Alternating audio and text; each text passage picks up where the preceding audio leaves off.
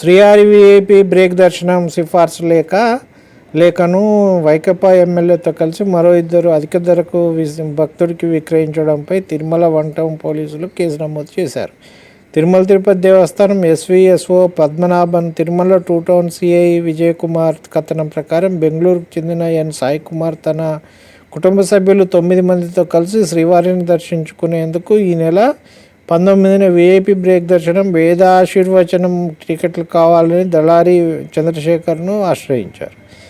ఆయన 1,50,000 తీసుకొని వీరికి దర్శనం కోసం ఎమ్మెల్సీ జకియా బానం పిఆర్ఓ కృష్ణతేజను సంప్రదించారు. ఎమ్మెల్సీతో కలిసి 10 మందికి విఐపి ప్రోటోకాల్ దర్శనం వేదాశీర్వచనం కల్పిస్తానని పిఆర్ఓ 25,000 తీసుకున్నారు.